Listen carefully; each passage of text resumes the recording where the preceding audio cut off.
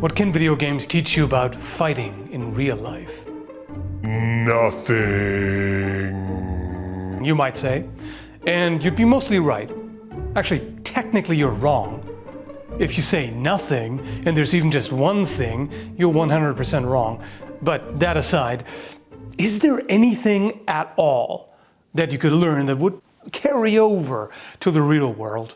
Definitely not grabbing a gigantic paddle of an oversized sword-like object with two hands and starting the spinneroni and defeating hordes of enemies.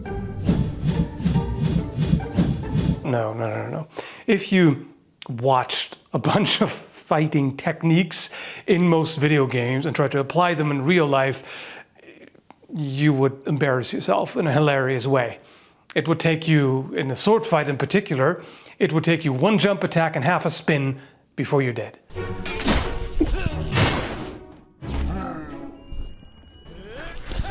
See, this is why you don't do that. I see that from a mile away and can immediately stab you. Obviously, even the most realistic game you can think of, something like Kingdom Come Deliverance or Hellish Quart or a boxing simulator, is not going to turn you into a good fighter. The same way as you can't just sit there on your ass watching instructional material and just absorb everything and become a fighter.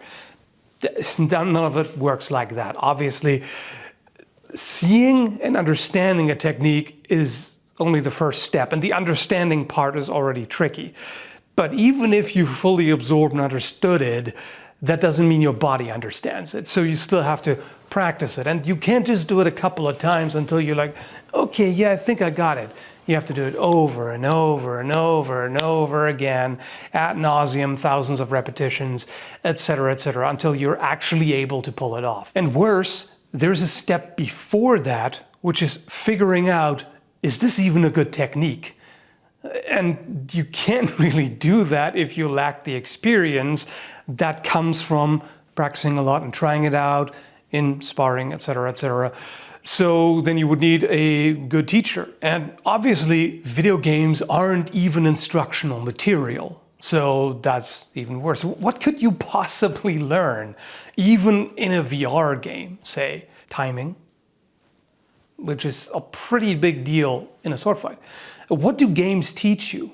Particularly hard games, something like Dark Souls and Elden Ring and whatever. What they teach you is you can't just grab your sword or raise your fists or whatever and just attack, just charge in there and just hammer them. That's not how it works. You have to pick the timing correctly. Not only do you need to be able to perform the technique correctly without opening yourself up, you also have to know when to do it.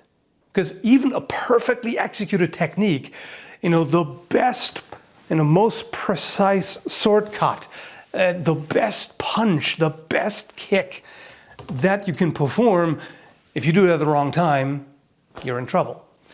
And this is what video games do. There are certain windows of opportunity. Of course, most of the big dangerous enemies in the game have a terrible habit of really overswinging and telegraphing so you're actually able to figure it out. Not that a lot of people in real life on the street don't do the same, So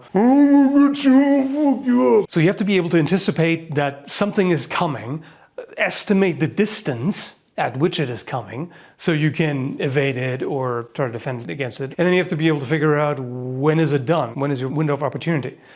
Distance is a little trickier. A game is not really going to teach you that. Even in VR, it's a little bit wonky. You don't perceive things quite the same way.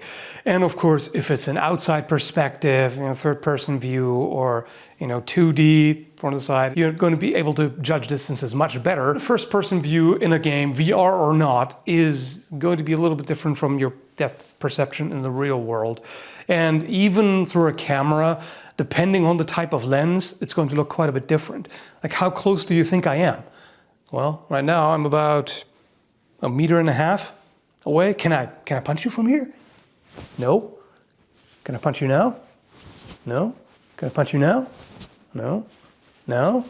No. I'm in your face, but in fact, I'm still an arm's length away from the camera. And playing a video game is still an exercise in hand-eye coordination. Of course, quite a bit different from using your entire body, just using your thumbs or your two hands with a couple fingers is a little bit different from, obviously, throwing punches or kicks or using weapons, etc. But it's still an exercise in timing, so that can teach you a thing or two on the conceptual level. Whether or not you would be able to apply that in the real world in an actual fight, that's questionable, but that might potentially make it easier to learn this particular concept as you start to learn an actual martial art in the real world. Of course, playing Streetfighter, no matter how elite your skills are, is never going to teach you to be one, any more than playing Dragon Ball FighterZ is going to teach you how to do a big bang attack. Hopefully you're not too much of a gamer to have any chance of a real bang.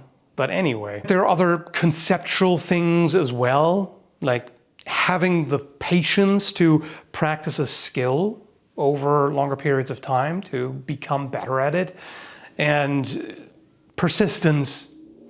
Gaming rewards persistence. If you don't succeed right away, you try again.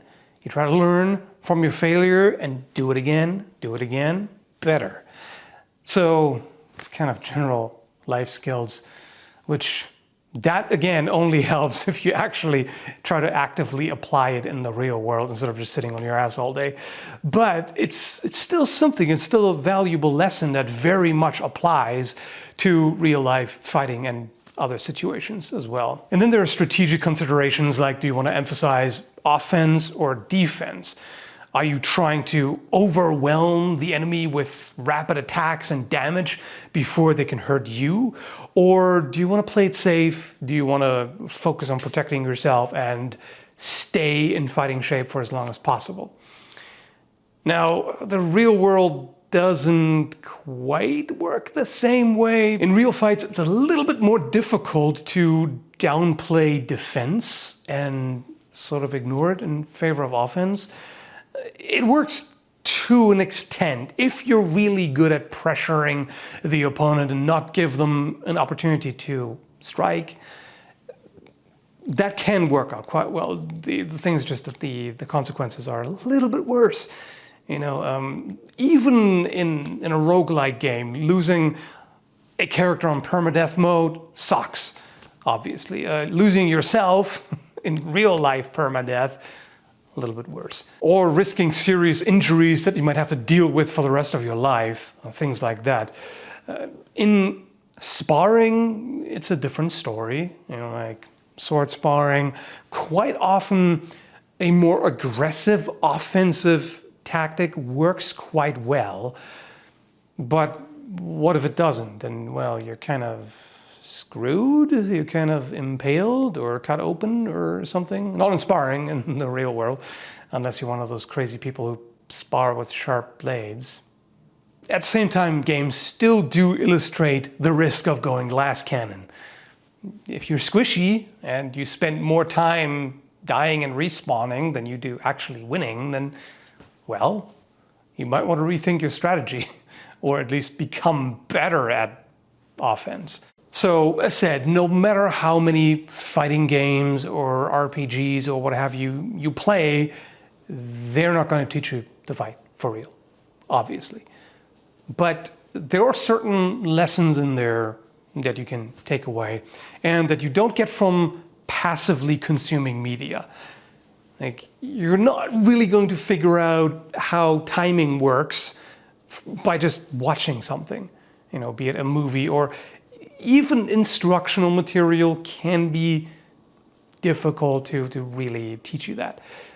You're going to have to do it yourself. And you're doing something, even if it's just with your thumbs. It is a learned pattern that you fire off in response to a certain stimulus.